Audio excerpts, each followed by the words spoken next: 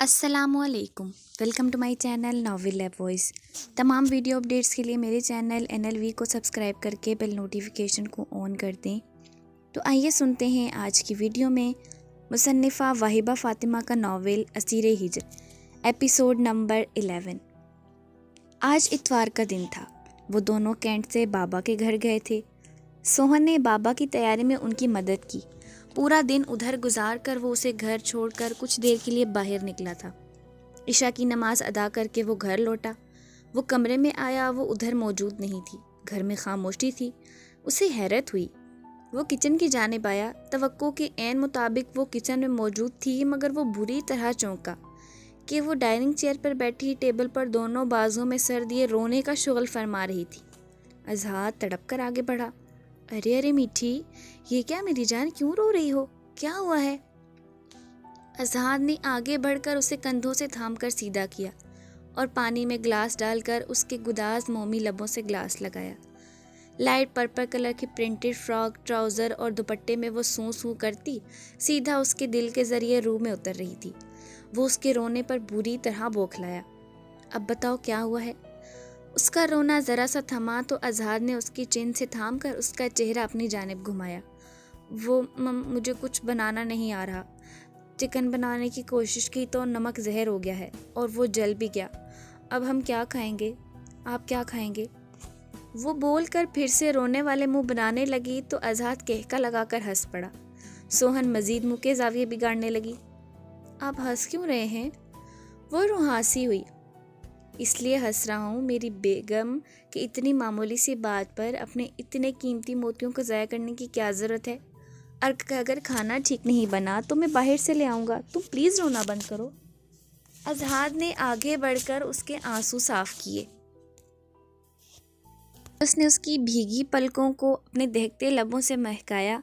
سوہن اپنے آپ میں سمٹ گئی۔ اس کے لمس کی حدت کا اعجاز تھا کہ اس کے عارضے سرخ ہو کر دہکنے لگے۔ وہ آپ لے آئیں کھانا، مجھے بھوک لگی ہے۔ سوہن کی زبان پہلی مرتبہ لڑکھڑائی تھی۔ اوکے میں جاتا ہوں، برتن لگا دو، بریانی لے آؤں گا، اور اب رونا مت۔ اذہان اس کے ماتھے پر بوسہ دیتے اٹھا۔ اس کے جانے کے بعد سوہن نے برتن لگائے اور اس کا انتظار کرنے لگی۔ وہ تقریباً آدھے گھنٹے بعد پھر سے کچن میں داخل ہوا۔ سوہن نے مسکراتے اٹھ کر اس کے ہاتھ سے پیکٹ تھاما اور ٹرے میں بریانی نکالی۔ وہ دونوں ڈائننگ چیئرز پر بیٹھے تو اذہان نے دوسری پلیٹ پیچھے کھسکا دی۔ سوہن نے ناسمجھی سے اسے دیکھا، مگر وہ ایک ہی پلیٹ میں بریانی نکالنے لگا۔ سوہن خاموشی سے اس کی تمام کارروائی دیکھتی رہی۔ میں اپنے ہاتھوں سے تمہیں کھلانے والا ہوں، اذہان نے کہا تو وہ تھوڑی کنفیوز ہوئی، مگر اذہان نے اسے کھلانا شروع کیا۔ تب سوہن نے چمچ اٹھا کر چمچ میں بریانی لے کر اس کے منہ کے آگے کیا تو وہ تو جیسے ہواؤں میں اڑنے لگا، کھل سا گیا۔ اس نے گہرا مسکراتا اس کے ہاتھ سے وہ لقمہ کھایا۔ دونوں نے اس طرح کھانا ختم کیا۔ میرا پیٹ بھر گیا۔ سوہن نے ہاتھ کھینچا۔ ارے بس اتنا ہی؟ ایک چڑیا تم سے زیادہ دانے کھا لیتی ہوگی، اذہان نے کہا تو وہ مسکرا کر اٹھی اور کچن سمیٹنے لگی۔ اذہان اٹھا اور اپنی پلیٹس اٹھائیں۔ ارے مجھے دیجیے نا، سوہن نے چونک کر کہا۔ کیوں بھائی، صرف تم لوگوں کا کام تو نہیں یہ؟ ایک مرد کی بھی ذمہ داری ہے کہ وہ اپنی پیاری نازک سی بیگم کا خیال رکھتے، اس کے کاموں میں ہاتھ بٹائے۔ اذہان نے بلا تکلف کہا۔ اچھا ٹھیک ہے، کل کو ڈیوٹی پر جانے سے پہلے میں جھاڑو دے دیا کروں گی، آپ پوچھا لگا کر چلے جایا کرنا۔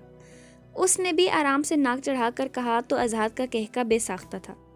خیر وہ تو میں نہیں کر سکتا، وہ والا ڈپارٹمنٹ صرف تمہارا ہے، اذہان نے دانتوں تلے لب دبا کر کہا۔ جب تک وہ کچن میں رہی، اذہان نے اس کا یوں ہی ناک میں دم کر کے رکھا۔ بڑی مشکل سے اسے اندر بھیجا۔ خود کچن صاف کر کے وہ اس کے لیے دودھ کا گرم گلاس لے کر اندر گئی۔ اسے شروع سے ہی دودھ تیز گرم پینے کی عادت تھی، اب بھی کچھ زیادہ ہی گرم تھا۔ وہ کمرے میں داخل ہوئی تو وہ سامنے صوفے پر بیٹھا فون پر کسی سے بات کر رہا تھا۔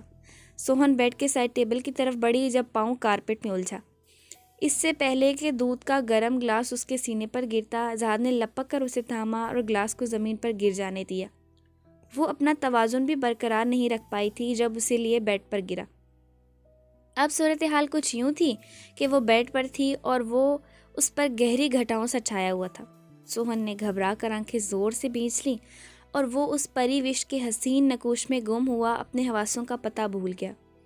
تبھی اب اس کے چہرے کے ایک ایک نقش کو دیوانوں کی طرح نہار رہا تھا۔ سوہن کے نرم مخملی ہونٹ کپ کپائے۔ اذہان نے اس کی لرزتی کامتی پلکوں کو اپنے لبوں سے چھو کر معتبر کیا، اس کی دونوں گالوں پر اپنا دہکتا لمس چھوڑا۔ اب اس کا پورا وجود لرزنے لگا تھا۔ اذہان پیچھے ہٹیں۔ وہ اکھڑتی سانسوں کے بیچ بمشکل ہی بول پائی، مگر وہ تو پوری طرح بے خود اور مدہوشی میں ڈوب سا گیا تھا۔ تبھی بے حد بے قرار ہو کر اس کے چن پر اپنے لب رکھے، اپنے لبوں پر اس کی سانسوں کی دہکتی مہک محسوس کر کے سوہن کے 14 طبق روشن ہوئے۔ اذہان، وہ رہانسی ہوئی۔ جی جانے اذہان۔ سوہن کے نچلے لب کے کنارے پر اپنے ہونٹ مس کرتے جانثاری سے گویا ہوا، دور ہوں۔ سوہن اپنی پاگل ہوتی دھڑکنوں سے عاجز آ کر بولی، اپنی مومی گلابی انگلیوں سے اس کا سینہ چھوتے اسے پیچھے دھکیلنا چاہا۔ اذہان اس کے احتجاج کرتے ہاتھ اپنی قید میں لیتے اپنی گردن کے گرد حائل کر گیا۔ میٹھی، اگر تم سے دور ہو گیا تو ہمارے درمیان حائل دوریاں کیسے ختم ہوگی؟ سوہن کے قریب اور قریب آتے وہ مدھم مدھم لہجے میں بولتا، جیسے اس پر اپنا سحر پھونک رہا تھا۔ سوہن نے رونی صورت بناتے جان بخشی چاہی، لیکن وہ یہ حرکت کر کے مزید خود کی جان مشکل میں ڈال گئی۔ اذہان اچانک ہی اس پر جھکتے اپنے دانتوں سے اس کے نرم گال پر حملہ آور ہوا۔ سوہن کرائی، آنکھیں پل میں نم ہوئیں۔ اذہان اس کے گال پر اپنی محبت کی چھاپ چھوڑ کر اب اس کی سرخ ہو چکی گال سے اپنا گال رگڑتے اپنے لب اس کے کان کے پاس لایا، پھر اس کے کان کی لو کو اپنی سانسوں کی گرم بھاپ سے روشناس کرواتے بہکے بہکے لہجے کی جان لیوا سرگوشی کی۔ میٹھی، تمہاری یہ مجھے روکنے کی کوششیں مجھے مزید اکسا کر تم میں سما جانے پر مجبور کر رہی۔ دور نہیں، قریب کرو خود کے۔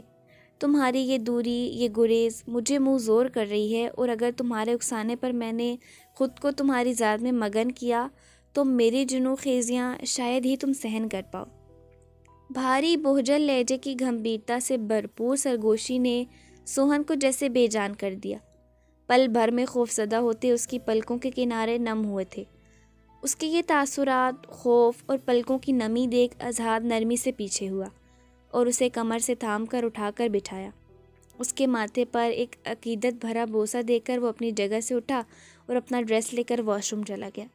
سوہن بے جان قدم اٹھاتی صافی میں تاکہ صافی لا کر گرا ہوا دودھ صاف کر سکے۔ بیت السلطان میں آج عید کا سا سما تھا۔ یشم سلطان اور اریب اس وقت مردان خانے میں ایک عرصے کے بعد موجود تھے۔ مراد خان زادہ کی چوڑی چھاتی اس بات کی گواہ تھی کہ وہ اپنے گبرو جوان پوتوں کو یہاں موجود پا کر کس قدر خوش و خرم تھے۔ یشم سلطان ٹانگ پر ٹانگ جمائے لوگوں کا ایک جمع غفیر سا دیکھ رہا تھا، جو ان سے ملنے اور انہیں دیکھنے دور سے دور آ رہے تھے۔ سینے میں بھڑکتے الاؤ کا دبائے وہ دھیمی مسکراہٹ اپنے لبوں پر سجائے سب سے مل رہا تھا، جبکہ اریب بھی اسی کے پاس بیٹھا سب کے سلام کا جواب ضرور دیکھ رہا تھا، مگر شاید خفا خفا تھا۔ تبھی یشم سلطان سے کلام کرنا ضروری نہیں سمجھ رہا تھا۔ اس سارے بکھیڑے سے فارغ ہو کر وہ ڈیرے پر چلے آئے تھے۔ سلطان خان زادہ جو ایکسپیکٹ کر رہے تھے کہ وہ ان کی بہو کو اپنے ساتھ لائے گا، اریب کے منہ سے ساری داستان سنا کر انہیں اچھا خاصا دھچکا لگا تھا، مگر اب وقت گزر گیا تھا۔ وہ بہت پچھتائے کہ اسے اکیلے کیوں یہاں آنے دیا، مگر اب پچھتاووں کے سوا پاس کچھ بھی باقی نہیں بچا تھا۔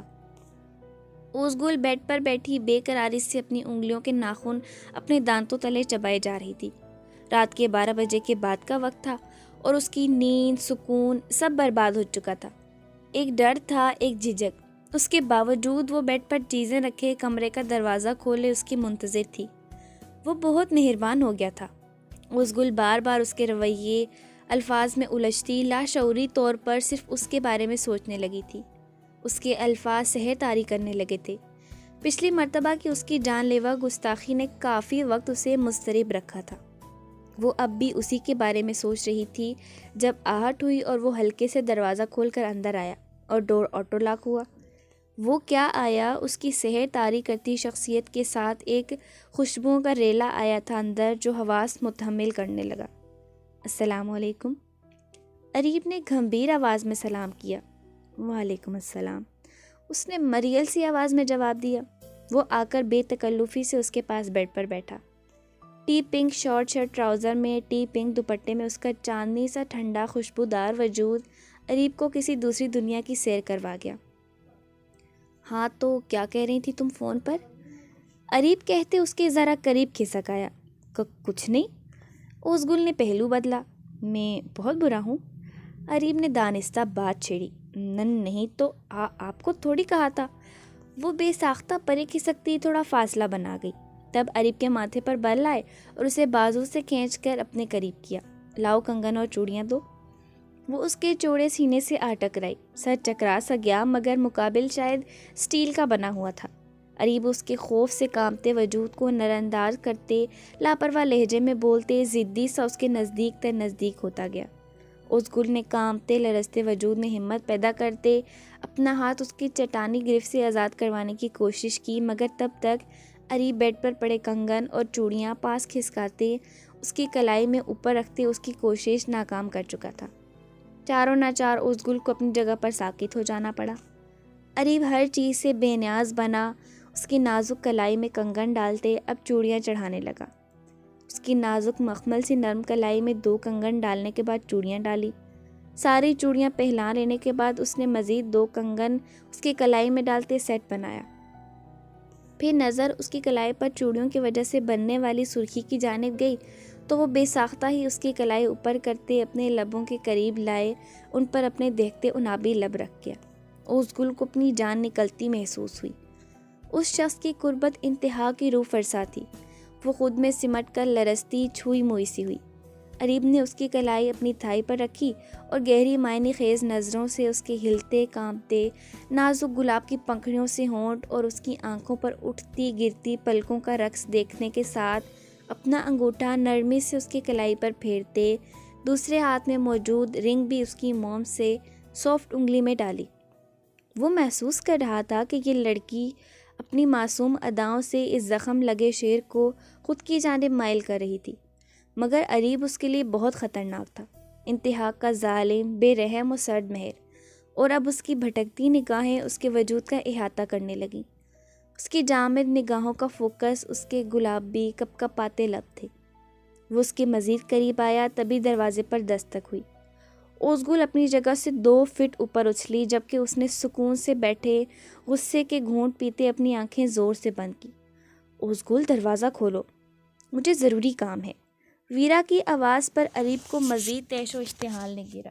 وہ ویرا آ گئی۔ اوزگل کے چہرے پر ہوائیاں اڑی۔ وہ ایک جھٹکے سے اٹھا اور شدت سے اس کے ماتھے پر لب رکھے کھڑکی کی جانب گیا۔ کھڑکی کھول کر وہ باہر نکلا اور جانے کدھر غائب ہو گیا۔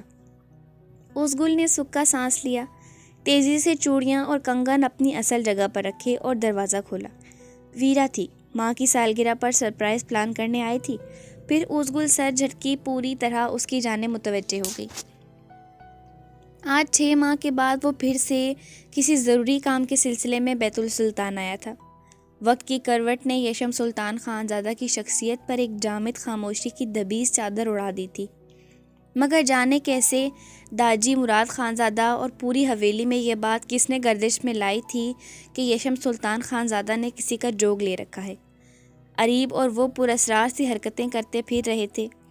کوئی نہیں جانتا تھا اب وہ کون سے مشن پر ہیں، کیا چاہتے ہیں، کیا کرتے پھر رہے ہیں۔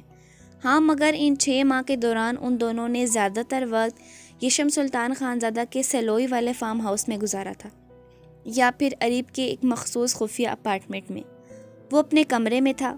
باہر پشاور سے مہمان آئے تھے، پھپھی، دعا زہرا، پریحہ اور غفران یہ 6 ماہ ماں سے شدید ناراضگی جتاتی پشاور میں ہی گزار کر اب دعا زہرا کے ساتھ گھر واپس آئی تھی۔ وہ جانتا تھا پھپھو جلد اس سے باز پرس کرنے اس کے کمرے تک پہنچ جائیں گی، پریحہ بھی اس سے ملنے آئے گی۔ اس پر وحشت سی طاری ہونے لگی۔ یشم نے خفیہ پاکٹ میں سے چپکے سے ایک سگریٹ نکالی اور لبوں میں دبا لی۔ گزشتے 6 ماہ میں اور تو کہیں سکون نہ ملا تو اس نے سگریٹ نوشی اختیار کر لی تھی، مگر اس بات کی بھنک ابھی تک کسی کو نہیں تھی۔ وہ اپنے کمرے میں راکنگ چیئر پر جھولتا مضطرب سا تھا جب دروازے پر ہلکی سی دستک دے کر سلطان خانزادہ اندر داخل ہوئے۔ انہوں نے ایک شکوہ کناں نگاہ بیٹے پر ڈالی تو وہ بے اختیار نگاہیں چرا گیا۔ انہوں نے 1000 مرتبہ کی گئی بات ایک مرتبہ پھر اس کے سامنے رکھی۔ شادی کر لو یش۔ سلطان صاحب نے اس کے کندھے پر اپنے ہاتھ کا دباؤ بڑھایا جو بلیک شلوار قمیض میں بلیک مردانہ شال کندھوں پر ڈالے راکنگ چیئر پر جھولتا اپنا ماتھا ہاتھ کی 2 انگلیوں سے سہلا رہا تھا۔ اب اس دل میں کوئی تمنا باقی نہیں رہی ہے ڈیڈ۔ اس دل کی بنجر دھرتی پر خواہش کی کوئی کلی نہیں کھل سکتی۔ دنیا کا کوئی تیسرا وجود اس برباد دل کو آباد نہیں کر سکتا۔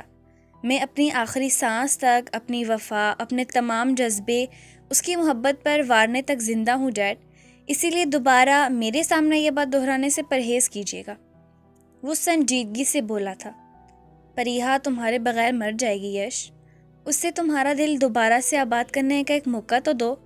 سلطان صاحب نے مبہم سے لہجے میں کہا تو وہ ذرا مسکرایا، مگر یہ مسکراہٹ زہر جتنی تلخ تھی۔ نہیں مرے گی ڈیڈ، یقین کریں وہ نہیں مرے گی۔ جب اپنے جینے کی وجہ، اپنی زندگی، اپنے عشق کو اپنے ہاتھوں سے کسی غیر کے ساتھ رخصت کرتے وقت میں نہیں مرا تو وہ بھی میرے بغیر نہیں مرے گی، آئی پرومس۔ اس کی بات سن کر سلطان صاحب جیسے انگاروں پر لوٹنے لگے، تبھی تیش میں اس کے سامنے آئے۔ تو تم پر خان، یہ کیسی بزدلی دکھائی تم نے کہ اسے حاصل کرنے کے بجائے خود اپنے ہاتھوں سے گوا بیٹھے؟ کچھ تو اپنے خاندانی روایت کا پاس کیا ہوتا، رگوں میں خانزادوں کے خون نے کچھ تو جوش مارا ہوتا، کچھ تو مردانگی دکھائی ہوتی۔ نکاح ہوا تھا تو طلاق بھی ہو سکتی تھی، نہیں مانتی تو اٹھا لیتے، تب بھی کوئی رکاوٹ آتی تو لڑکیاں بیوہ بھی تو ہو جاتی ہیں۔ وہ بے بسی کی انتہا پر پہنچے چلائے تھے کہ 6 ماہ ہو گئے تھے بیٹے کو بے آب و ساغر کسی ماہی کی طرح تڑپتے دیکھ اب تو خود بھی ٹوٹنے لگے تھے، مگر یش نے ان کی جانب دیکھنے سے فی الحال پرہیز ہی کیا۔ محبت تو ساری دنیا کرتی ہے ڈیڈ، مگر یشم سلطان خانزادہ نے اس دنیا کی ریت سے الگ اس کی عزت کی ہے، اپنے سر کا تاج سمجھ کر اس کا احترام کیا ہے۔ میری محبت نے اسے دنیا کی نظر میں معتبر کر دیا، میرے لیے اتنا ہی کافی ہے۔ اور رہی بات مردانگی کی تو معاف کیجیے گا ڈیڈ، کسی نازک سی لڑکی پر ظلم جبر زوردست کر کے اسے دنیا کی نگاہوں میں ذلیل و رسوا کرنا اگر مردانگی ہے تو میں لعنت بھیجتا ہوں ایسی مردانگی پر۔ میری نظر میں مردانگی یہ ہے جو میں نے اس کے لیے کیا، کہ یہ کرتے میں نے اپنے دل کا لہو نچوڑ کر اس کی ہاتھوں میں سہاگ کی حنا مہکائی تھی، تو یہ بزدلی کیسے ہوئی بلا؟ اس کے لہجے میں سمندر کی گہرائیوں سے سکوت تھا کہ سلطان صاحب اسے دیکھتے رہ گئے۔ ویسے تمہاری یہ قربانی خانزادہ رسم و رواج اور روایات کے سامنے کہیں پانی بھرتی نظر نہ آئے کہ تمہارے دادا اس لڑکی کو پورے پاکستان میں ڈھونڈ رہے ہیں، پورا پنجاب چھلنی کی طرح چھان چکے ہیں۔ وہ ملی تو اسے اٹھوانے میں 1 سیکنڈ بھی نہیں لگائیں گے، چاہے وہ اپنے ماموں کے گھر ملے یا شوہر کے گھر۔ وہ دنیا ادھر سے ادھر کر کے اسے تمہارا بنانے کا ارادہ باندھ کر بیٹھے ہیں، طریقہ چاہے کیسا بھی ہو، ایسے یا پھر ویسے۔ سلطان صاحب نے اپنی دانست میں اس کے سر پر بم پھوڑا، مگر اس کے اطمینان میں رتی برابر بھی فرق نہیں پڑا تھا۔ میری مرضی کے خلاف تو اس تک مخالف سم سے آتی ہوا نہ پہنچے، داجی کی کوششیں بیکار ہیں۔ وہ اسی انداز میں کہتا پھر سے اپنا ماتھا سہلانے لگا۔ یش چھوڑ دو یہ ضد، یہ پاگل پن۔ نہیں ڈیڈ، وہ اس دل کی ضد تو کبھی نہیں رہی، اگر ضد ہوتی تو اس وقت یہاں میرے بیڈ روم میں آپ کے سامنے موجود ہوتی۔ وہ تو سراپا عشق تھی، اور آپ نے سنا نہیں کہ عشق میں وفا کا پیمانہ عشق ہے۔ عشق حاصل ہونا بھی عشق کی خواہش ہے، مگر یار کو دنیا کی نگاہوں میں معتبر کرنا، اسے عزت دینا، یہ عشق ہے۔ یشم سلطان نے اطمینان سے کہا، تم اپنے یہ عشق کے فلسفے اپنے دادا جان کے سامنے جھاڑنا، جو تمہاری اولاد دیکھنے کے چکر میں اب جانے کیا کیا انتہائی قدم اٹھائیں گے۔ سلطان خانزادہ نے اس پتھر سے سر پھوڑا اور کمرے سے باہر نکل گئے۔ یشم نے پھر سے راکنگ چیئر پر اپنا سر ٹکا کر آنکھیں موند لیں۔ ثنایا کافی دیر سے بیڈ پر لیٹی اپنے کانوں پر دونوں ہاتھ جمائے اس تگدو میں ہلکان ہو رہی تھی کہ اوپر سے آتی چیخ و پکار کو کم از کم اس کی سماعت تک رسائی حاصل نہ ہو، مگر دیگر خواہشات کی طرح یہ خواہش بھی رد ہو گئی تھی کہ مسلسل کسی کی چیخوں کی آوازیں اسے بے تحاشا خوفزدہ کر کے سہما رہی تھی۔ دل کی کلی چٹکنے سے پہلے اس بہم رحم سفاک آدمی نے نوچ کر مسل دی تھی۔ اب 6 ماہ سے بس وہ ایک پتھر کی مورت بنی ہوئی تھی۔ سکندر حارث بیگ نے لاکھ اس سے سر پٹخا، اس سے یقین دلانے کی کوشش کی کہ وہ محض باپ کو ٹالنے کے لیے بول رہا تھا، اسے لاکھ منانے کی کوشش کی، مگر اس کی خود پر طاری کی گئی جامد چپ کو نہیں توڑ سکا۔ 6 ماہ سے وہ اس سے ہم کلام نہیں ہوئی تھی، نہ کوئی بات کرتی تھی، قریب آنا تو دور کی بات۔ 1-2 مرتبہ اس نے قریب آنے کی کوشش کی تو ثنایا نے خود کو نقصان پہنچانے کی کوشش کی، اسی لیے اس نے 1 مرتبہ پھر اس سے دوری اختیار کیے رکھی۔ مگر وہ جو اس کی وجہ سے درندے سے انسان بننے لگا تھا، واپس اپنے خول میں سمٹنے لگا۔ ثنایا نے جب اپنی کلائی پر زخم لگایا تو وہ اسے ہاسپٹل لے گیا۔ اس کی اونچی پہنچ کی وجہ سے جلدی سے ٹریٹمنٹ کی گئی۔ اس کی جان بڑی مشکل سے بچ پائی تھی، مگر بہرحال وہ بچ گئی۔ مگر پھر اس کے بعد سے وہ اس کی جانب سے اپنا منہ موڑ گئی تھی۔ وہ جو صرف اس کی وجہ سے خود کو بدلنے کی کوششوں میں تھا، اپنی ہر کوشش ترک کرتے واپس پھر سے اسی جگہ جا کھڑا ہوا جہاں پر ہر انسانیت سوز کام کرنا اس کا محبوب مشغلہ تھا۔ اب بھی وہ ایک غریب آدمی کو بالوں سے گھسیٹ کر لاؤنج میں پٹک چکا تھا۔ اس کے ساتھ اس کی بیوی تھی۔ یہ دونوں اس کے باپ حارث بیگ کے خلاف تھانے میں رپورٹ درج کرانے کے گناہوں کے مرتکب ہوئے تھے، اور وہ انہیں اب جانوروں کی طرح پیٹ کر انہیں ان کے گناہ کی سزا دے رہا تھا۔ اپنی چمڑے کی بیلٹ نکال کر اب وہ انہیں جانوروں کی طرح پیٹ رہا تھا۔ دونوں کی چیخ و پکار پورے فارم ہاؤس میں گونج رہی تھی، اور وہ یہ چیخیں سن کر سکون حاصل کر رہا تھا۔ بدذات، تمہاری ہمت کیسے ہوئی میرے بابا کے خلاف جانے کی؟ میں تم لوگوں کے پورے خاندان کو اس صفحہ ہستی سے مٹا دوں گا۔ وہ چلا رہا تھا، دلاورے، اس کی بیٹی کو لاؤ اندر۔ آج اس کی آنکھوں کے سامنے اس کی بیٹی کا وہ حشر ہوگا کہ آئندہ کے بعد کوئی بھی میرے بابا کے خلاف جانے کا سوچے گا بھی نہیں۔ وہ چلایا، اس کا مزارے اور وہ عورت اس کے پاؤں میں گر گئے، مگر اس نے اپنی ٹانگ جھٹک کر انہیں خود سے دور پٹک دیا۔ ان کے رونے چلانے میں شدت آئی۔ تب دلاور ایک سانولی سی کم سن لڑکی کو گھسیٹ کر اندر لایا۔ چھوڑو مجھے، میں کہتی ہوں چھوڑو مجھے، ہم نے کچھ نہیں کیا، چھوڑ دو مجھے۔ وہ چلا کر پورا فارم ہاؤس سر پر اٹھا رہی تھی۔ سکندر حارث بیگ نے انتہائی ناگواری اور فرونیت سے اسے دیکھا۔ تب تیش میں اٹھ کر اس لڑکی کے بھی چہرے پر 2 تھپڑ جڑ دیے اور اسے بازو سے پکڑ کر گھسیٹنے لگا۔ اس کے ماں باپ کو سکندر کے گارڈ نے نوچ لیا۔ عجیب دل دہلا دینے والا سا منظر تھا۔ وہ ایک کمرے کی جانب بڑھا جب بہت اچانک سکندر کے سامنے وہ ٹوٹی بکھری حالت میں بے تحاشا روتی ہوئی سرخ چہرہ اور لال انگارہ لیے اس کے سامنے آئی۔ سکندر سرد و سپاٹ تاثرات اسے دیکھنے لگا کہ اچانک چٹاخ ثنایا کا ہاتھ پوری طاقت سے اٹھا اور سکندر حارث بیگ کے چہرے پر نشان چھوڑ گیا۔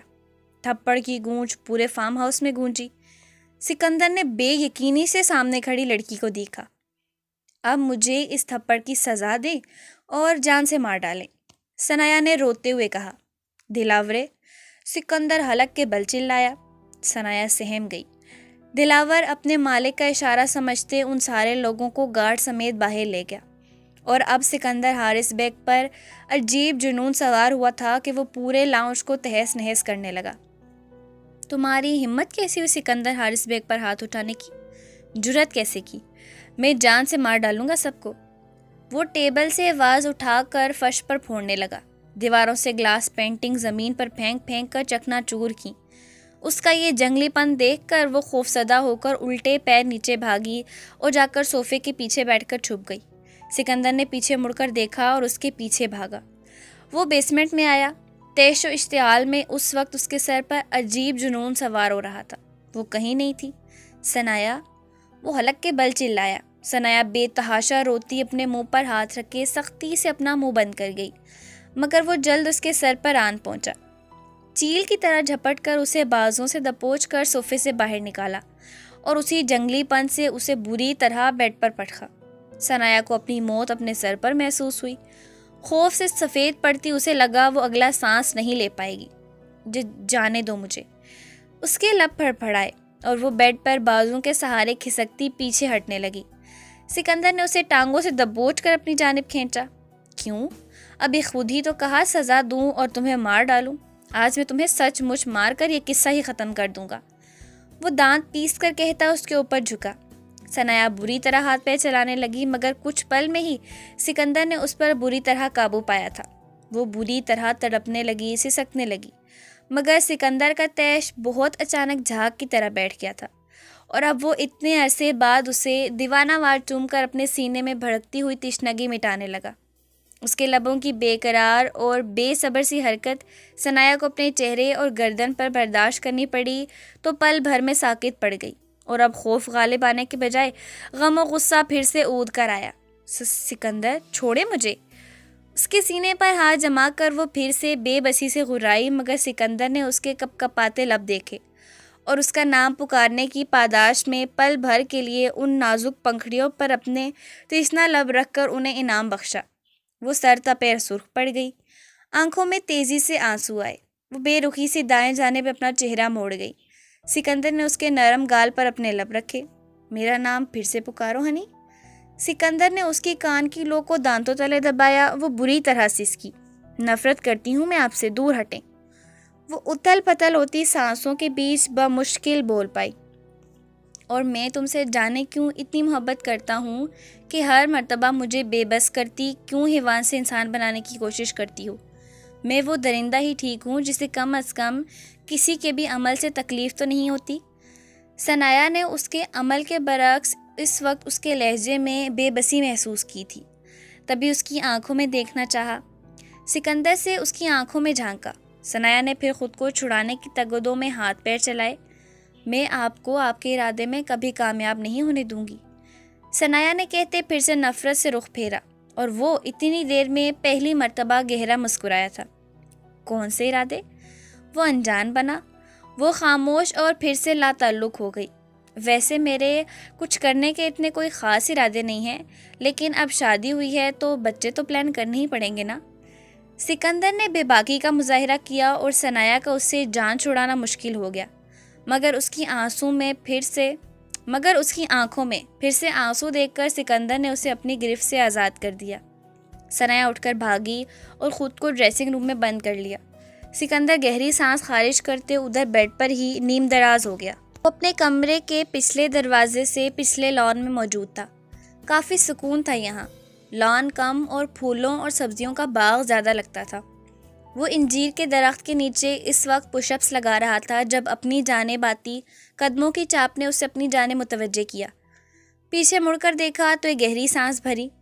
نیلے فراک کی ٹراؤزر میں نیلا دوپٹہ لاپرواہی سے گلے میں ڈالے وہ اس کے سامنے تھی۔ پریہا اس کے کمرے میں داخل ہوئی۔ کمرہ خالی تھا۔ پچھلے لان کا دروازہ کھلا دیکھ وہ اس طرف چلی آئی۔ باہر نکلی تو بالکل سامنے تھا۔ اتنے ماہ بعد اسے دیکھا تو اس پر نظر ٹھہر سی گئی۔ بلیک پینٹ پر بلیک سینڈو پہنے، وائٹ شرٹ جس کے تمام بٹن کھلے تھے، کھلی شرٹ سے اس کا کثرتی مضبوط اور چوڑا سینہ نمایاں تھا۔ کثرتی سفید بازوؤں میں نیلی رگیں واضح نظر آ رہی تھیں۔ وہ اب اپنے ایک ہاتھ کے وزن پر پش اپ لگا رہا تھا۔ پسینے سے دمکتا مضبوط اور توانا فولادی جسم۔ پریہا کا دل پسلیوں سے سر ٹکرانے لگا۔ یشم سلطان خانزادہ نے اس کی جانب دیکھا تو وہ مسکرا کر مزید قریب آئی۔ کیسے ہو؟ پریہا کی نگاہیں اس پر سے ہٹ نہیں رہی تھیں، جو اب سیدھا کھڑا ہو کر اس کی جانب سے اپنا رخ موڑ کر اپنی شرٹ کے بٹن لگا رہا تھا۔ بالکل ٹھیک، تم کیسی ہو؟ میں تو ٹھیک ہوں، مگر مجھے تم ٹھیک نہیں لگ رہے، پریہا نے معنی خیزی سے کہا۔ یشم سلطان خانزادہ جو پہلے ہی دبی سنجیدگی اوڑے ہوئے تھا، فوراً ماتھے پر بل آئے تھے۔ طنز کر رہی ہو؟ مڑ کر پاس پڑی کین کی چیئر کے پش سے ٹاول اٹھا کر چہرہ صاف کرتے سنجیدگی سے پوچھا۔ بالکل نہیں، تمہاری فکر ہے اس لیے پوچھ رہی تھی بس، اس نے دھیمے لہجے سے کہا۔ مت کیا کرو میری فکر، دو ٹوک لہجے میں کہا گیا۔ یہ میرے بس میں نہیں، تمہاری جانب سے میں بچپن سے ہی کتنی بے اختیار ہوں تمہیں اچھی طرح معلوم ہے یش۔ پریہا نے اس کے سامنے آ کر اس کی آنکھوں میں جھانک کر جنونیت سے کہا۔ اندھوں کی طرح کسی سراب کے پیچھے بھاگنا سراسر بے وقوفی ہے پریہا، اب بھی وقت ہے، سنبھل جاؤ، روک لو اپنے بڑھتے قدم، یشم نے مبہم الفاظ میں کہتے اسے بہت کچھ باور کروایا۔ پریہا اس کی جانب دیکھے گئی۔ میں روز خواب میں اونچی جگہ سے گرتا ہوں تو مجھے چھوڑنے والا ہے تو بتا دے یار، وہ میرا ہو نہیں سکتا تو اے مصور سن، ہمارے ساتھ میں ایک تصویر ہی بنا دے یار۔ یش، تم بھی تو اندھوں کی طرح ایک سراب کے پیچھے بھاگ رہے ہو، میں تو… ایسا کچھ نہیں ہے پریہا، میں تو کب کا سنبھل چکا، اب سنبھلنے کی باری تمہاری ہے، یشم نے تیز لہجے میں کہا۔ میں صرف تم سے شادی کرنا چاہتی ہوں، پریہا نے جبڑے بینچ کر کہا، اور میں کسی سے بھی شادی نہیں کرنا چاہتا۔ یشم کا لہجہ بہت سرد و سپاٹ تھا۔ میں تمہیں پانے کے لیے زمین آسمان ایک کر دوں گی، وہ پھر جنونیت سے بولی، کوئی فائدہ نہیں، سورج کو پھر بھی زمین پر نہیں اتار پاؤ گی، ایسا کرو گی تو خود جل کر خاکستر ہو جاؤ گی۔ کہتے ہوئے یشم نے پھر اس کی جانب سے اپنا رخ موڑ لیا۔ یش، تمہاری یہ بے رخی اب بہت بڑا طوفان لائے گی، پریہا چلائی۔ لے آئے طوفان، ویسے بھی یشم سلطان خانزادہ کو طوفان سے بھیڑنے میں بڑا مزہ آتا ہے۔ یش، تم بالکل ٹھیک نہیں کر رہے۔ غصے و اشتعال میں پریہا نے اپنے بال مٹھیوں میں جکڑے۔ وہ اس کی جانب مڑا اور اس کا غصے کی شدت سے سرخ چہرہ دیکھا۔ مجھے امید ہے پریہا، تم بربادی کی جانب بڑھتے اپنے قدم روک کر میری سب سے اچھی دوست لوٹا دو گی۔ وہ کہتے یشم اپنے کمرے کی جانب بڑھنے لگا۔ یش، رک جاؤ، مت کرو میرے ساتھ ایسا، میں سب کچھ تہس نہس کر دوں گی۔ یش، میری سنتے کیوں نہیں ہو تم؟ میں آخری بار وارننگ دے رہی ہوں تمہیں۔ وہ چلاتی رہی مگر یشم سلطان خانزادہ کے قدموں کی خاک تک نہ دیکھ پائی کہ وہ دیکھتے ہی دیکھتے پوری طرح نگاہوں سے اوجھل ہو گیا تھا۔ صبح کا وقت تھا۔ سب ڈائننگ ہال میں ناشتے کی ٹیبل پر موجود تھے۔ بی جان، داجی، سلیمان، سلطان، سائمہ بیگم، نایاب، دعا زہرا، پریہا، غفران، اوزگل، سب بریک فاسٹ میں مشغول تھے۔ تبھی ویرا ہاسپٹل کے لیے بالکل ریڈی اپنے کمرے سے نکل کر نیچے اتری ڈائننگ ہال میں داخل ہوئی تھی۔ ویرا نے چوہا سیدن شاہ کے سرکاری ہاسپٹل میں پریکٹس شروع کر دی تھی اور ساتھ ساتھ تعلیم بھی جاری تھی۔ وہ سلام کر کے اوزگل کے قریب چیئر کھسکا کر بیٹھ گئی۔ داجی، مجھے ایک بہت ضروری بات کرنی ہے، دعا زہرا نے کہا تو داجی پوری طرح بیٹی کی جانب متوجہ ہوئے۔ بات جاری رکھنے کا اشارہ کیا۔ میرے دیور رضا خان کا بیٹا سائم رضا خان ہے، کینیڈا سے ڈاکٹری کی تعلیم حاصل کر کے آیا ہے، پڑھی لکھی لڑکی سے شادی کرنا چاہتا ہے۔ تو میں نے ویرا کی تصویر دکھائی تھی اپنے دیور دیورانی کو، انہیں یہ بہت پسند آئی ہے۔ میں تو انہیں پریہا دینا چاہتی تھی مگر آپ لوگوں کو اچھی طرح علم ہے کہ یہ کہیں اور شادی نہیں کرنا چاہتی۔ میں پہلے ہی اپنے سسرال میں اپنے میکے کی وجہ سے بہت ذلت برداشت کر چکی ہوں، اب انہیں ویرا کے رشتے کے لیے انکار کر کے مجھے مزید تماشا نہیں بنائیے گا۔ بچہ میرا دیکھا بھالا ہے، ویسے بھی ہم نے بچیوں کے رشتے خاندان سے باہر تو کرنے نہیں ہیں، تو مجھے سوچ سمجھ کر جواب دے دیں۔ وہ فوراً رشتہ طے کرنا چاہتے ہیں۔ سائم کو بھی ویرا بہت پسند آئی۔ دعا زہرا کا متکبر سا لہجہ تحکمانہ تھا مگر کسی کو بھی ان کی کوئی بات بری نہیں لگی۔ وجہ یہ تھی کہ یہاں سائم رضا خان کو سبھی جانتے تھے اور وہ ایک بے تحاشا سلجھا ہوا دیکھا بھالا انسان تھا۔ مجھے ہسپتال سے دیر ہو رہی ہے، چلو اوزگل تمہیں کالج چھوڑ دوں۔ ویرا نے سہولت سے وہاں سے کھسکنے میں عافیت سمجھی۔ اوزگل اور ویرا مٹھن خان بابا کے ساتھ باہر چلی گئیں۔ ہمیں تو کوئی اعتراض نہیں مگر میں نایاب اور سلیمان کو ضرور موقع دوں گا کہ وہ سوچ سمجھ کر بچی کی رضامندی لے کر فیصلہ کریں۔ داجی نے بات سلیمان خان زادہ کی جانب گھمائی۔ نایاب نے انہیں آنکھوں ہی آنکھوں میں اشارہ کیا تو سلیمان نے گلا کھنکار کر بات شروع کی۔ ہمیں بھی کوئی اعتراض نہیں بابا، بچیوں نے تمام اختیارات مجھے سونپے ہوئے ہیں۔ ویرا نے خود بی جان سے کہا ہے کہ اس کی زندگی کے سب اہم فیصلے وہ خود کر سکتی ہیں، اسی لیے جو بی جان کا فیصلہ ہوا ہمیں منظور ہوگا۔ سلیمان خانزادہ کی بات پر دعا زہرا کھل اٹھی۔ ہمیں کوئی اعتراض نہیں دعا زہرا، تم رضا خان کی فیملی کو بلا لو، وہ آ کر رسم کر جائیں۔ بی جان نے حتمی فیصلہ کیا۔ ٹھیک ہے، میں پریہا کے پاپا کو فون کر دوں گی، وہ لوگ کل آ جائیں گے۔ دعا زہرا نے پرجوش انداز میں کہا۔ داجی، مجھے آپ لوگوں سے ضروری بات کرنی ہے، غفران نے اچانک کہا، جو یہاں آ کر خوش دکھائی نہیں دیتی تھی اور ہر وقت سڑی ہوئی رہتی۔ اس کی اس بات پر سائمہ بیگم سب سے پہلے اس کی جانب متوجہ ہوئیں۔ میرا MBA مکمل ہو چکا ہے تو میں انل لالا کے ساتھ ان کا بزنس سنبھالنا چاہتی ہوں۔ انہوں نے اپنا بزنس امریکہ سے وائنڈ اپ کر لیا ہے، بہت جلد پاکستان شفٹ ہو جائیں گے، تو میں ان کے ساتھ کام کرنا چاہتی ہوں۔ ہوپ سو کسی کو اعتراض نہیں ہوگا۔ غفران نے یوں بات کی جیسے اجازت نہیں مانگ رہی بلکہ اپنا فیصلہ سنا رہی ہو۔ مجھے اعتراض ہے۔ سائمہ بیگم نے اس کی بات بیچ میں ہی ٹوک دی۔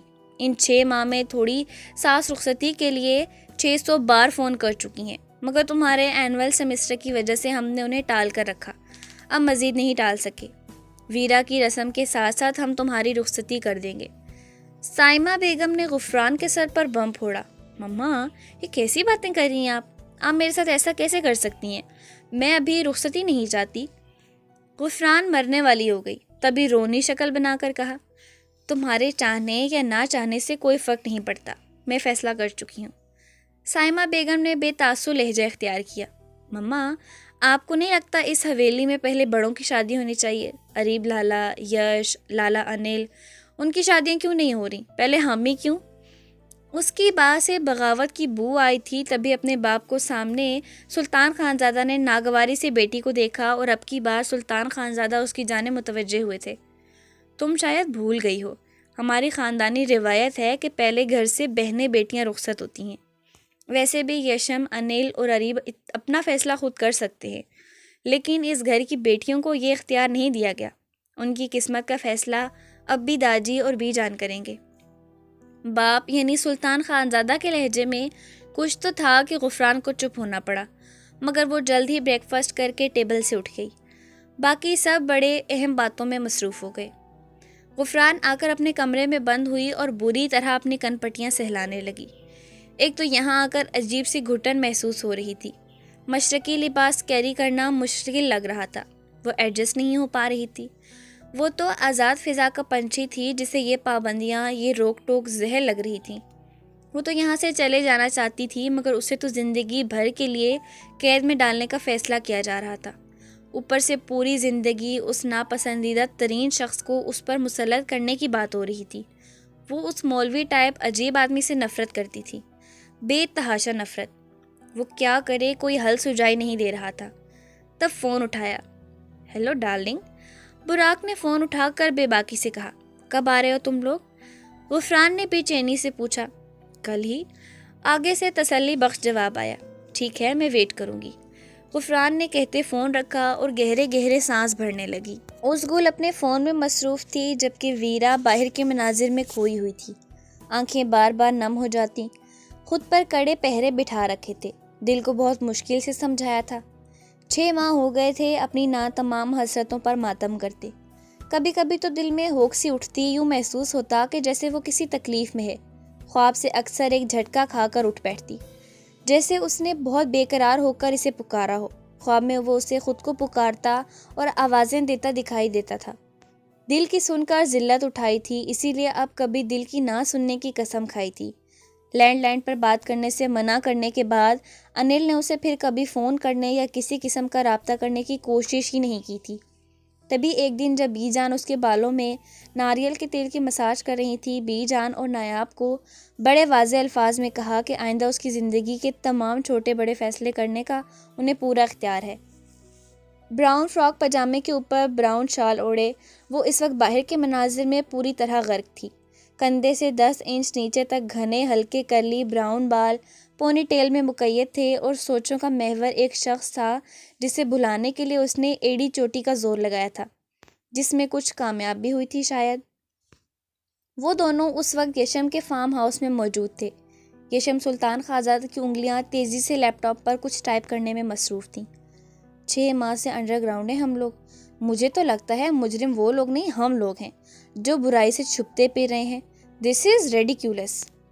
اریب سلیمان خانزادہ نے انتہائی بیزاری سے منہ میں الائچی چباتے دانت پیس کر کال پر بات کی اور غصے میں فون رکھ دیا۔ یشم نے ایک نظر اسے دیکھا اور افسوس سے نفی میں سر ہلایا۔ پیشنس رکھو یار، کچھ دنوں کی بات ہے۔ یشم کی نگاہیں لیپ ٹاپ کی اسکرین پر جمی ہوئی تھی۔ واٹ دی ہیل، یہ پاکستان کا قانون ہے یا مچھلی بازار ہے؟ ان کالی بھیڑوں کے خلاف پختہ ثبوت ہیں ہمارے پاس، جو اتنے اونچے عہدوں پر بیٹھ کر ملک کو کھوکھلا کر رہے ہیں، اور الٹا ہم یہاں چھپ کر بیٹھے رہے۔ واو، ویری گڈ، گریٹ۔ اس آدم بیزار شخص کا دماغ ہمیشہ کی طرح اپنی جگہ سے تھوڑا کھسک گیا تھا۔ تبھی چیف کے اتنے لمبے لمبے لیکچرز دینے پر بھی وہ خواہ مخواہ جل کوڑ رہا تھا۔ ابھی اس سب میں وقت ہے اریب سلیمان خانزادہ، چیف صحیح وقت کا انتظار کر رہے ہیں، ابھی وہ لوگ پاور میں ہیں، ثبوت بٹانا ان کے لیے کوئی مشکل بات نہیں ہوگی۔ یشم نے پھر سے اسے سمجھانے کی کوشش کی۔ یہ دیکھو اس کی ہمت کتنی بڑھ گئی ہے۔ یشم نے لیپ ٹاپ اریب کی جانب بڑھایا تو اس نے ایک نظر اسکرین کی جانب دیکھا اور بری طرح اپنے لب دانتوں تلے کچلے۔ بابا کو فون ملاؤ، اریب نے کہا۔ ان سے بات تو پہلے ہی ہو چکی تھی، مگر اب تمہیں تفصیل معلوم کرنا باقی ہے۔ یشم نے مخصوص نمبر سے اشرف کمال کو فون ملایا، جو دوسری بیل پر ریسیو کر لیا گیا۔ السلام علیکم بیٹا، کیسے ہو؟ اشرف کمال نے میٹھے لہجے میں مخاطب کیا۔ وعلیکم السلام، میں بالکل ٹھیک ہوں بابا۔ بابا میں نے اس دن آپ سے بات کی تھی کہ آپ مجھے سچائی کا کچھ اندازہ ہے، اب آپ کے منہ سے سننا چاہوں گا، تفصیل سے بتائیں اس دن کیا ہوا تھا؟ یشم نے بے حد نرمی اور احترام سے پوچھا۔ اس دن جب وہ غنڈہ دارا گھر آیا تھا تو میرے ساتھ مار پیٹ کی، جس کے نتیجے میں زخمی ہو گیا۔ اظہار مجھے ہاسپٹل لے گیا۔ میں اس غنڈے سے کبھی خوفزدہ ہوا ہی نہیں تھا کہ میں اچھی طرح جانتا تھا کہ اظہار اس سے خود ہی نپٹ لے گا۔ میں تو جب ہاسپٹل میں تھا تو مجھے مرہم پٹی کے لیے کمرے میں لے جایا گیا۔ وہاں پر ایک ڈاکٹر ماسک لگائے میری مرہم پٹی کرنے لگا، لیکن کچھ ہی دیر میں اس نے اپنا موبائل نکال کر میری آنکھوں کے سامنے لہرایا۔ موبائل کی اسکرین پر بالکل صاف سوہن کی لائیو ویڈیو نظر آ رہی تھی، جس میں وہ کالج کے گراؤنڈ میں بیٹھی کسی سے بات کر رہی تھی۔ میں بھڑکا تو ڈاکٹر نے کہا، تمہاری بیٹی میری ہائر کی گئی شوٹر کے نشانے پر ہی ہے۔ اگر ابھی اسی وقت گھر جا کر اس کا نکاح اس باہر کھڑے فوجی سے نہ کیا تو تمہاری بیٹی کا بھیجا اڑا دیا جائے گا۔ سوہن کے ماتھے پر شوٹر کے نشانے کی سرخ لیزر لائٹ دیکھ کر میں بری طرح خوفزدہ ہو گیا تھا۔ تبھی اسی دن اسی وقت گھر جا کر دونوں کا نکاح کر دیا۔ اس کے بعد نہ مجھے وہ ڈاکٹر دکھائی دیا، نہ کسی نے ہمیں پریشان کیا۔ اشرف کمال نے سوچ سمجھ کر اس دن کی تمام تفصیلات ان کے گوش گزار کر دیں۔ شکریہ بابا، اپنا بہت بہت خیال رکھیے گا۔ خوش رہو بیٹا، اللہ تعالیٰ دل کی تمام خواہشات پوری کرے۔ اشرف کمال نے دعا دے کر فون رکھ دیا۔ یشم نے اریب کی جانب دیکھا۔ اب کیا کیا جائے؟ یہ لوگ مجھے نقصان پہنچانے کے چکر میں اس حد تک چلے جائیں گے، میں نے کبھی سوچا نہیں تھا۔ یشم نے دکھ اور افسوس سے کہتے اپنی دکھتی آنکھوں کو انگلیوں کی پوروں سے سہلایا۔ اس بات کا تو مجھے بھی اندازہ نہیں تھا۔ میں نے ان لوگوں کے بارے میں جاننے کے لیے پورا پاکستان کھنگال لیا ہے، مگر اس سب کی تان ایک سنم نامی عورت پر آ کر ٹوٹتی ہے جو شاید مریخ کی ہے، جس تک ہم پہنچ نہیں پاتے۔ یہ کچھ بہت بڑا اور بہت برا ہے جو ہمارے ہاتھ نہیں آ پا رہا۔ بہت عجیب بات ہے نا؟ اریب نے بھی سپاٹ لہجے میں کہا۔ پھر جانے خرافاتی دماغ میں کیا خیال آیا کہ بے اختیار یشم کی طرف دیکھا۔ ویسے ابھی بابا نے کہا کہ اللہ تعالیٰ تمہاری ہر خواہش پوری کرے۔ انہیں کیا خبر کہ اگر تمہارے دل کی خواہش پوری ہو گئی تو ان کی بیٹی بیوہ ہو جائے گی۔ اریب نے پیپر ویٹ ٹیبل پر گھماتے ہوئے کہا تو یشم نے شکایتی نگاہوں سے اس بے حس کی جانب دیکھا جو واقعی شاید کسی پتھر سے بنا تھا، جسے فرق ہی نہیں پڑتا تھا کہ اس کی گوہر افشانی سے اگلے بندے کو کس قدر تکلیف ہوئی ہے۔ میں نے کبھی کوئی ایسی خواہش دل میں نہیں رکھی جس سے اسے کوئی تکلیف ہو، اس کی آنکھوں میں آنسو آئیں۔ میں بس اتنا چاہتا ہوں وہ جہاں بھی رہے ہمیشہ خوش رہے، کوئی درد و غم اسے چھو کر نہ گزرے، وہ جس کے پاس بھی رہے سلامت رہے۔ یشم نے کرب سے آنکھیں میچتے ہوئے کہا، پر افسوس تمہاری باقی ساری خواہشات کی طرح یہ خواہش بھی پوری ہوتی نظر نہیں آ رہی کہ اس پر 2 مرتبہ مرڈر اٹیک ہو چکا ہے اور اس بے وقوف لڑکی کو ابھی تک پتہ تک نہیں، حتیٰ کہ کیپٹن صاحب اظہار کو بھی بھنک تک نہیں لگ پائی کیونکہ وہ اس کے پاس تب موجود ہی نہیں تھا جب یہ اٹیک اس پر ہوئے۔ اریب نے اطمینان سے کہتے یشم سلطان خانزادہ کے جسم سے جیسے اس کی روح کھینچی۔ سامنے کھڑے پتھر شخص سے کسی قسم کا سوال جواب کرنا، اس سے سر پھوڑنا بیکار تھا۔ اریب سلیمان خانزادہ، مجھے کینٹ ایریا میں ایک اپارٹمنٹ چاہیے اور اس کے سامنے کا اپارٹمنٹ یا کوارٹر جو بھی ہے اس میں اظہار احمد کی فیملی کو شفٹ کروا دو۔ کیپٹن کو یہ آرڈرز ہیڈ کوارٹر سے ملنے چاہیے۔ یشم کہتا اپنی جگہ سے اٹھا۔ کیوں؟ اب باڈی گارڈ بننا ہے اس کا؟ اریب چڑھ کر بولا۔ ہاں، اطمینان سے جواب دیا۔ سکون سے اپنی جگہ پر بیٹھے رہو، تکلیف کیا ہے آخر تمہیں؟ اریب نے اسے ناگواری سے دیکھا۔ یشم سلطان خانزادہ اس کے سامنے صوفے پر ڈھیسا گیا اور اپنا سر ہاتھوں میں گرایا۔ میرا سر درد کی شدت سے پھٹ رہا ہے لالا، میری آنکھیں نیند کے لیے ترستے ہوئے تھک گئی ہیں، میرا جسم کسی ٹوٹے ہوئے کانچ کے جیسا ہے، میں شور مچانا چاہتا ہوں مگر میری آواز مجھے بھی سنائی نہیں دیتی ہے، میں اپنے خیالات سے بھاگنا چاہتا ہوں، مجھے لگتا ہے کہ شاید میرے خیالات مر جائیں تو میرا ذہن سکون پائے گا، میں سانس نہیں لینا چاہتا، کبھی کبھی لگتا ہے کہ شاید میں سانس لینا چھوڑ دوں تو میرے خیالات مرنا شروع ہو جائیں گے، مجھے ذہنی اذیت سے سکون ملنے لگ جائے گا، میں نہیں جانتا ہوں کہ کب آخری دفعہ میں سکون سے سویا تھا، پتہ نہیں کیوں مسلسل جاگتے رہنے کے باوجود میرا ذہن دیمک زدہ نہیں ہو رہا ہے، لاکھ چاہنے کے باوجود میں اس کا خیال اپنے ذہن سے نہیں جھٹک پایا۔ اب اگر ایسا ہے تو ایسا ہی صحیح، میں اپنی آخری سانس تک اس کی ایک جھلک دیکھ کر گزارا کر لوں گا۔ میں جانتا ہوں یہ ٹھیک نہیں، یہ ایک جھلک دیکھنا بھی امانت میں خیانت ہوگی، مگر اب زندہ رہنے کے لیے میں یہ خیانت کرنا چاہتا ہوں۔ میں چاہتا ہوں میں اس کی خوش و خرم صحیح سلامت بس ایک جھلک دیکھ لیا کروں۔ میں تھک چکا ہوں، مجھے سکون چاہیے۔ پل بھر میں یشم سلطان خانزادہ کی آنکھیں لال انگارہ ہو گئی تھیں۔ داجی تمہیں بار بار بلا رہے ہیں نا؟ پھپھو جان حقیقت جانے بغیر اپنی بیٹی کے منہ میں پاگل داجی پر شدید دباؤ ڈال رہی ہیں، اور تم اس سب سے فرار حاصل کرنا چاہتے ہو، رائٹ؟ اریب نے اس کے قریب آ کر اس کے کندھے پر ہاتھ رکھا۔ تب بہت بے بسی کے احساس سے ایک مرتبہ پھر آج مہینوں بعد وہ اریب سے لپٹ گیا۔ پھر سے آنکھیں نم ہوئی تھیں۔ ایک شاید اریب ہی جانتا تھا کہ وہ کس قدر تکلیف میں ہے، 6 ماہ سے پل پل اذیت کاٹ رہا ہے۔ یشم ایک جھٹکے سے اٹھا اور تیزی سے وہاں سے نکلا۔ میرا نیندوں کے ساتھ جھگڑا ہے، خواب حسرت سے دیکھتے ہیں مجھے۔ اظہاد کب سے گاڑی کے باہر دیکھتے باہر کے خوبصورت مناظر میں کھویا ہوا تھا کہ دفعتاً اپنے کندھے پر ایک نرم و گداز سا بوجھ محسوس ہوا۔ وہ جو سیٹ کی پشت سے سر ٹکا کر سو رہی تھی اب سر ڈھلک کر اظہاد کے کندھے سے آ لگا۔ اظہاد نے مسکراتے نرمی سے اس کے گرد بازو حمائل کیا اور پھر سے اس ساحرہ کے دلکش نقوش میں کھو سا گیا۔ وہ لوگ کھاریاں سے کیب کروا کر ایبٹ آباد جا رہے تھے۔ آج سے 6 ماہ پہلے بہت اچانک جیسے ایمرجنسی نافذ ہوئی تھی اور اسے فوراً وزیرستان جانا پڑا۔ تب بابا بھی سوہن کے اکیلے رہ جانے کی وجہ سے عمرے پر نہیں جا سکے اور انہیں اپنی ٹکٹ کینسل کرنی پڑی۔ اظہاد کے 2 سے 3 ماہ ادھر ہی گزر گئے۔ وہ اس دوران مہینے میں 2-4 دن کے لیے ہی چھٹی گھر آ پایا تھا۔ اس کے بعد وہاں سے ٹرانسفر ہو کر وہ لاہور چلا گیا۔ نئی شادی کے باوجود وہ اسے بالکل وقت نہیں دے پایا۔ اس عرصے کے دوران ان کی ذہنی ہم آہنگی بڑی تھی، ان کے درمیان تکلف اور بیگانگی کے پردے گرے تھے، ان کی نزدیکیاں ضرور بڑی تھیں۔ وہ اس کی بے تحاشا عزت اور احترام کرتی تھی، اس کا بہت خیال رکھتی۔ اس کی اور بابا کی وجہ سے FSC کے بعد تعلیم کو بھی اپنی مرضی سے خیر بات بول دیا، خود کو گھر اور گھرداری میں مصروف کر دیا۔ وہ اظہاد سے پوری طرح مانوس ہو گئی تھی، مگر اس کے باوجود یہ ملن ادھورا تھا۔ وہ اس کی قربت کی خاص لمحات نہیں پا سکا تھا۔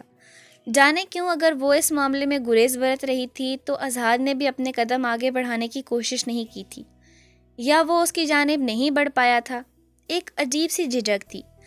اب وہ یہ سارے فاصلے مٹا دینا چاہتا تھا، اسی لیے اس کو لے کر کسی پرسکون مقام پر جانا چاہتا تھا۔ تبھی اب جب فائنلی 6 ماہ بعد پھر سے اس کی شفٹنگ کھاریاں کینٹ میں ہوئی تو سب سے پہلے اس نے بابا کو عمرے پر ہی بھیجا تھا اور خود 2 ہفتے کی چھٹی لی تھی۔ سوہن کے اشرف کمال اور رابعہ بیگم کے ساتھ کھاریاں آنے کے بعد عادل سے رابطہ بہت خفیہ طور پر ہوا کرتا تھا، لیکن سوہن ایک بھی بار ایبٹ آباد نہیں جا پائی تھی۔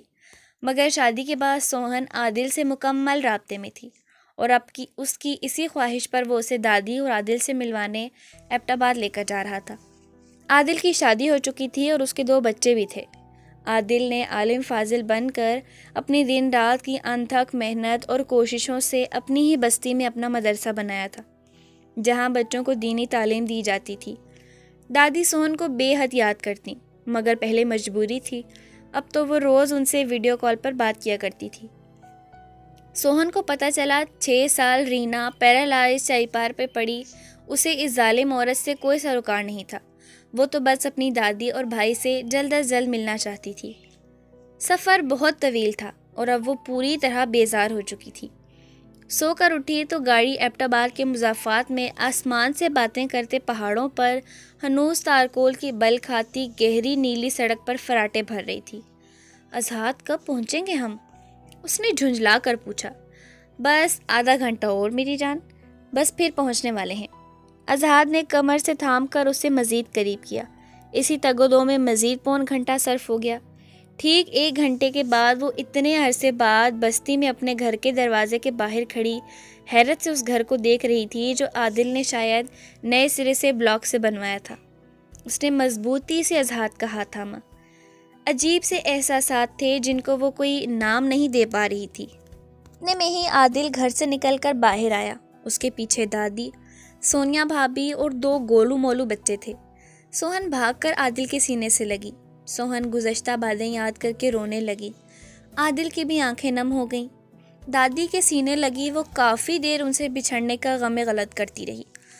اس عمر میں بھی ان کی صحت قابل رشک تھی۔ ویسے بھی پہاڑی محنتی اور جفاکش خواتین کی عمر دراز بھی ہو جائے تو ان کی صحت برقرار رہتی ہے۔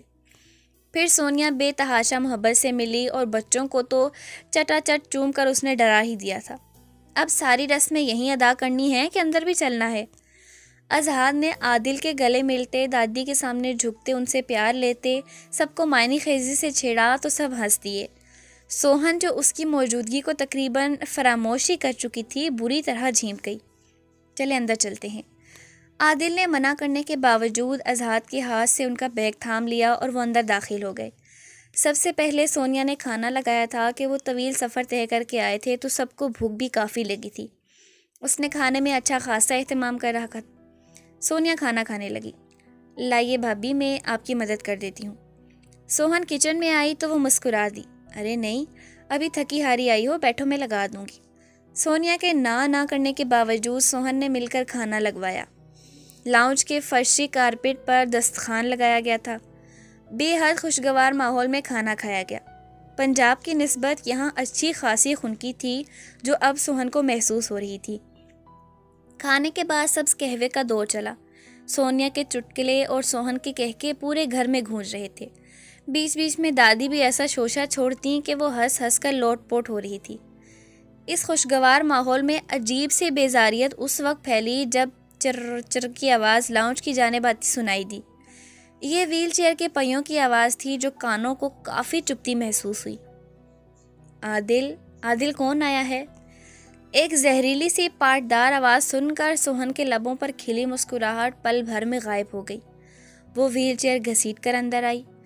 وقت کی دھول نے اس مغرور ظالم وجود کی تمام رعنائی اور جوانی چاٹ کر اسے ہڈیوں کا ڈھانچہ بنا دیا تھا۔ عادل اپنے بیٹے ہونے کا فرض نبھاتے ہوئے ماں کی خدمت کرتا۔ رینا اپنی خصلت سے مجبور دانی اور سونیا کو بے تحاشا تنگ کرتی، باتیں سناتی، مگر عادل نے سب کو کہا ہوا تھا کہ رینا کی بس خاموشی سے سنا کرو وہی جو اپنا دل چاہتا ہے۔ رینا جسمانی اور دماغی مریضہ بن چکی تھی، مگر شاید فطرت اور خصلت کبھی نہیں بدل پاتی۔ تبھی آواز کا تنتنا برقرار تھا۔ اب بھی وہ بے یقینی مگر نفرت کے ملے جلے تاثرات لیے سوہن کو گھور رہی تھی۔ تم زندہ ہو ابھی تک؟ تعجب ہے۔ سب سے مل لیا، اپنی پیاری ماں کو بھول گئیں کیا؟ کیا تمہارے ماموں نے اتنی بھی تمیز نہیں سکھائی کہ ماں کو سلام ہی کر لو؟ رینا کا شہد میں ڈوبا لہجہ کس قدر زہریلا تھا۔ سوہن نے بری طرح اپنے لب بھینچے، آنکھوں میں در آنے والی نمی کو آنکھیں جھپک جھپک کر پیچھے دکلا۔ ہاں، مگر اس عورت کی دہشت اب تک سوہن کے دل پر پہلے دن سے قائم تھی کہ وہ اذہان کی پشت پر تقریباً چھپ سی گئی اور اس کا ہاتھ بھی مضبوطی سے اپنے ہاتھوں میں تھام لیا۔ اذہان نے اسے خود سے لگایا جبکہ رینا باریکی سے اس کی ہر حرکت نوٹ کیے گئی۔ باقی سب خاموش ہی تھے کہ اس عورت کے منہ لگنا کوئی بھی پسند نہیں کرتا تھا۔ تم اس کے شوہر ہو؟ اب وہ ڈائریکٹ اذہان سے مخاطب ہوئی تھی۔ جی ہاں، اذہان نے سنجیدگی سے کہا۔ تمہیں نہیں پتا منحوس ہے یہ، خوبصورت ڈائن یا بلا ہے کوئی، جس کے ساتھ رہتی ہے اسے کھا جاتی ہے۔ بچپن میں اپنے ماں باپ کو کھا گئی، ابھی کچھ دن پہلے تمہاری ماں کی موت کا سنا، یقیناً اسے بھی اس کی نحوست لے ڈوبی ہوگی۔ لے جاؤ اسے یہاں سے، کہیں میرے عادل کو نہ کھا جائے، اور تم بھی فارغ کر کے اپنی جان چھڑانا، کہیں تمہیں بھی نہ کھا جائے۔ رینا کے ایک ایک لفظ پر اذہان کے چہرے کا رنگ متغیر ہوا تھا، بلکہ وہاں بیٹھے ہر فرد کے رنگ اڑ گئے تھے۔ سوہن اپنے منہ پر سختی سے ہاتھ رکھ کر بری طرح رو دی۔ اذہان نے اسے اپنے حصار میں لیا اور سرد و سپاٹ چہرہ لیے عادل کی جانب دیکھا۔ ماں، سنبھل کر بات کریں، جائیے اپنے کمرے میں۔ عادل نے لال بھبوکا چہرہ لیے اپنے لہجے کو حتی الامکان دھیما رکھنے کی ناکام کوشش کی۔ جانے کچھ لوگ دوسروں کو کیوں خوش نہیں دیکھ سکتے، خاص کر رینا جیسے لوگ۔ تمہیں پتہ ہے بد کردار تھی اس کی ماں، کسی کے ساتھ منہ کالا کیا تھا، تب بھی عبید کے ہاتھوں ماری گئی تھی۔ یہ بھی ماں جیسی ہوگی، یہ تو 12 سال کی عمر میں یہاں سے کسی کے ساتھ بھاگ۔ بس کر دے ماں، بس کریں۔ رینا کے مزید زہر اگلنے پر عادل طیش میں ان کی جانب بڑھا تو اسے بیچ میں اپنی بات ادھوری چھوڑنی پڑی۔ اب اگر آپ نے ایک لفظ بھی اپنے منہ سے باہر نکالا تو میں ہر لحاظ بھول جاؤں گا۔ یہ تو آپ بھی اچھی طرح جانتی ہیں کہ کون بد کردار تھا، کون پاکیزہ، کس نے کیا تھا، سب کو معلوم ہے، کوئی بھی نہیں بھولا ہے۔ حنا امی اور بابا اچھی جگہ پر ہیں، ہم بری جگہ۔ انہوں نے جو کیا وہاں حساب دے دیا ہوگا۔ فکر تو ان کو کرنی چاہیے جن کو اللہ تعالیٰ نے دوسروں کے لیے عبرت کا نشان بنا رکھا ہے، جنہیں نہ آسمان قبول کر رہا ہے نہ زمین قبول کرتی ہے۔ عادل کے لیے جلے لہجے میں کہا۔ وہ عورت آگ بگولا ہوئی۔ تمہارا کیا مطلب ہے میں لوگوں کے لیے عبرت کا نشان بنی ہوئی ہوں؟ رینا اب اپنے بال نوچ نوچ کر بری طرح چیخنے چلانے لگی۔ عادل ان کی ویل چیئر گھسیٹ کر ان کے کمرے میں لے گیا۔ ماحول پر افسردگی چھا گئی۔ ارے تم کیوں رو رہی ہو؟ یہ پاگل عورت تو یوں ہی ہمیں بھی بکواس کرتی رہتی ہے۔ اس کی بکواس پر غور کر رہی ہو؟ افسوس کی بات ہے۔ دادی نے سوہن کو گھرکا۔ اذہان اسے لیے اس کے لیے تیار کیے گئے کمرے میں چلا گیا۔ سوہن کی آنکھیں خیرہ ہوئی تھی۔ عادل نے انہیں ایک سرپرائز دینے کا کہا تھا۔ وہ انہیں اپنی چھوٹی سی گاڑی میں ٹھنڈیانی لے کر آیا تھا جہاں سے حنا اور عبید نے اپنی نئی زندگی کا آغاز کیا تھا۔ یہ ایک کنال کی جگہ پر بنا 2 کمروں کا مکان اور 4 دیواری۔ یہ زمین عبید کا، یہ گھر سوہن کے نام تھا جو اس نے عادل کے حوالے کر دیا تھا۔ اتنے سالوں میں عادل نے اسے اپنی ذاتی جمع پونجی سے ایک چھوٹے سے گیسٹ ہاؤس میں بدل دیا تھا جسے ٹورسٹ رینٹ پر لیتے اور اچھی خاصی کمائی ہو جاتی۔ یہ بہت خوبصورت ہے لالا۔ سوہن بہت خوش تھی۔ لکڑی پتھر کے امتزاج کی بنی چھوٹی سی ڈبل منزلہ عمارت، سامنے کھلا لان جہاں بیٹھنے کے لیے جھولے لگائے گئے تھے، انار، انجیر اور گلاب کے پودوں سے سجا لان، اس سب نے انہیں بہت مسمرائز کیا تھا۔ سوہن بے حد خوش تھی۔ یہ میرے پاس تمہاری امانت ہے سوہن، اب میں اسے تمہارے حوالے کرنا چاہتا ہوں۔ عادل نے سوہن کے سر پر ہاتھ رکھ کر کہا۔ بالکل نہیں، اذہان بیچ میں بول پڑا۔ یہ سراسر آپ کی محنت کا نتیجہ ہے، ہمیں اس میں سے کچھ نہیں چاہیے، اس پر پورا حق آپ ہی کا ہے۔ اذہان نے نرمی سے کہا تو عادل نے اب کے بار نفی کی، مگر سوہن نے فی الحال کے لیے بات ٹال دی۔ عادل نے پورے گیسٹ ہاؤس کو، جس میں 4 کمرے اوپر اور 5 نیچے تھے، سوہن اور اذہان کے سکون سے رہنے کے لیے خالی ہی رکھا تھا۔ وہ رات دیر تک ان کے پاس موجود رہا، پھر ان سے اجازت لے کر گھر کے لیے نکل گیا۔ اب وہ دونوں ایک کمرے میں موجود تھے۔ سوہن الماری میں اپنی چیزیں سیٹ کر رہی تھی، اذہان بیڈ پر نیم تراز موبائل میں مگن تھا۔ یہاں تو اچھی خاصی ٹھنڈ ہے اذہان، سوہن نے اسے مخاطب کیا۔ جی بالکل میٹھی سپاری، شکر کرو میں نے گرم کپڑے رکھوائے، نہیں تو بیگم آپ تو میرا مذاق بنا رہی تھی بابا کے سامنے۔ اذہان نے کہتے منہ بنایا تو وہ کہکا لگا کر ہنس پڑی۔ اذہان نے دلچسپی سے اس کا کہکا ملاحظہ کیا۔ اس کی یہ خوبصورت ہنسی بار بار اسے اپنی جانب متوجہ کیا کرتی تھی۔ میں تو بری طرح تھک گئی۔ اس کی خود پر مرکوز گہری نگاہوں سے گھبرا کر سوہن نے اپنی پچھلی گردن ہاتھ سے دباتے ہوئے نگاہیں چرا کر کہا۔ وہ رات دیر تک ان کے پاس موجود رہا، پھر ان سے اجازت لے کر گھر کے لیے نکل گیا۔ اب وہ دونوں ایک کمرے میں موجود تھے۔ سوہن الماری میں اپنی چیزیں سیٹ کر رہی تھی، اذہان بیڈ پر نیم دراز موبائل میں مگن تھا۔ یہاں تو اچھی خاصی ٹھنڈ ہے اذہان، سوہن نے اسے مخاطب کیا۔ جی بالکل میٹھی سپاری، شکر کرو میں نے گرم کپڑے رکھوائے، نہیں تو بیگم آپ تو میرا مذاق بنا رہی تھی بابا کے سامنے۔ اذہان نے کہتے منہ بنایا تو وہ کہکا لگا کر ہنس پڑی۔ اذہان نے دلچسپی سے اس کا کہکا ملاحظہ کیا۔ اس کی یہ خوبصورت ہنسی بار بار اسے اپنی جانب متوجہ کیا کرتی تھی۔ میں تو بری طرح تھک گئی۔ اس کی خود پر مرکوز گہری نگاہوں سے گھبرا کر سوہن نے اپنی پچھلی گردن ہاتھ سے دباتے ہوئے نگاہیں چرا کر کہا۔ تم لیٹ جاؤ، ایک امپورٹنٹ فون کال ہے، سن کر آتا ہوں۔ اذہان کہتے کمرے سے باہر نکل گیا تو سوہن کو عجیب سا لگا۔ اسے اب اس کی عادت ہو چکی تھی۔ ان 6 ماہ اس شخص نے اپنے ہر جذبے سے اسے روشناس کروا دیا تھا، اسی لیے اس کے بازو پر سر رکھ کر سونے کی عادت ہو چکی تھی اسے، اور عادت محبت سے زیادہ خطرناک ہوتی ہے۔ سوہن کافی دیر انتظار کرتی رہی مگر وہ نہیں آیا۔ سوہن نے پھیلا کر اپنے گرد گرم شال اوڑھی تھی۔ ٹھنڈیانی میں اس وقت خون منجمد کرنے والی سردی کا عالم تھا۔ سردی سے بری طرح دانت بج رہے تھے۔ بچپن کے اتنے برس یہاں گزارے مگر اب لاہور اور کھاریاں کے گرم موسم نے اسے یہاں کی سردی سے نامانوس کر دیا تھا۔ تبھی وہ اپنے بازو سہلاتی اذہان کی تلاش میں کمرے سے باہر نکلی تھی۔ اس گھر کی در و دیوار سے بڑی یادیں وابستہ تھیں۔ برآمدے سے ہو کر وہ صحن میں نکلی تو دھند نما بادلوں سے ڈھکے علاقے میں ہاتھ کو ہاتھ سجائی نہیں دے رہا تھا۔ پھر بھی وہ آگے بڑھی تو وہ نیچے ڈھلان پر بنے چھوٹے سے باغ میں رکھے جھولے کے پاس پینٹ کی پاکٹس میں ہاتھ ڈالے کھڑا جانے کون سے غیر مرئی نقطے کو گھور رہا تھا۔ وہ بمشکل اس تک پہنچی۔ اذہان، یہاں کیوں کھڑے ہیں، سردی نہیں لگ رہی کیا؟ سوہن نے اپنے ہاتھ ملتے ہوئے کہا۔ میٹھی، آج اپنے دل پر ہاتھ رکھ کر بتاؤ، کیا تمہیں مجھ سے آزادی چاہیے؟ اذہان کے غیر متوقع سوال پر وہ آنکھوں میں غیر یقینی سمائے اس کے سامنے آئی۔ اذہان، آپ شک کر رہے ہیں مجھ پر؟ وہ روندھی آواز کے ساتھ غم و صدمے سے بے حال اتنا ہی بول پائی۔ اذہان نے سرخ فراک پاجامے میں ملبوس اس ہوش ربا مومی وجود کو مسکرا کر دیکھا۔ احمقانہ بات، کوئی بھلا اپنے وجود کے حصے پر کیسے شک کر سکتا ہے؟ وہ اس کے سر پر ایک چپت رسید کرتا جا کر جھولے پر براجمان ہوا۔ وہ بھی فوراً جھولے پر جا بیٹھی۔ تو آپ نے پھر ایسے کیوں کہا؟ اسے تسلی نہیں ہو رہی تھی، تبھی بے قراری سے پوچھا۔ تمہارا یہ گریز میٹھی، یہ گریز میری جان لے لے گا، اور میں زبردستی خود کو تم پر ہرگز مسلط نہیں کرنا چاہتا۔ اذہان نے اس سے نگاہیں ملائے بغیر دھیمے سے لہجے میں بے بسی سے کہا تو سوہن نے لب بھینچتے اپنا رخ اس کی جانب سے پھیر لیا۔ وہ بری طرح اپنی انگلیاں چٹکانے لگی۔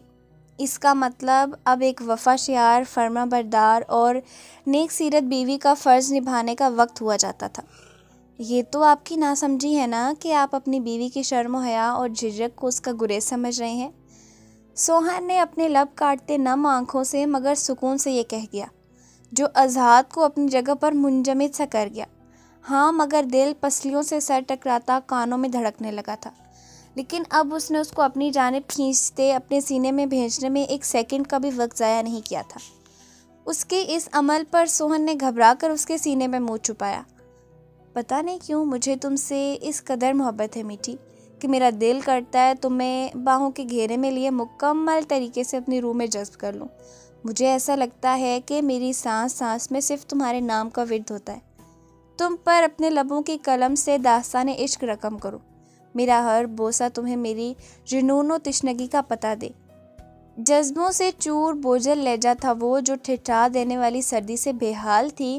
اب ماتھے پر ننھی ننھی پسینے کی بوندیں چمک اٹھیں کہ وہ دیوانہ وار اس کے چہرے کا ایک ایک نقش نرمی سے چوم رہا تھا۔ اذہان، آپ؟ وہ گھبرائی، مگر اذہان نے اسے اپنی باہوں میں بھرا اور اپنے قدم کمرے کی جانب بڑھائے۔ وہ کمرے میں داخل ہوا، دروازہ پیر سے آٹو لاک کیا۔ سوہن کا چہرہ آنے والے لمحات کو سوچ کر سرخ کندھاری ہو چکا تھا۔ اس نے بے تحاشا گھبرا کر اذہان کے سینے میں اپنا چہرہ چھپا لیا۔ اذہان نے اسے بیڈ پر نرمی سے لٹایا اور اس کے ماتھے پر ایک گرم بوسہ دیا۔ سوہن کی نگاہیں جھک گئیں۔ اذہان نے اس کی شرم و حیا کو مد نظر رکھتے ہوئے کمرے کی لائٹ آف کر دی اور اس پر کسی گہری گھٹا کی طرح چھا گیا۔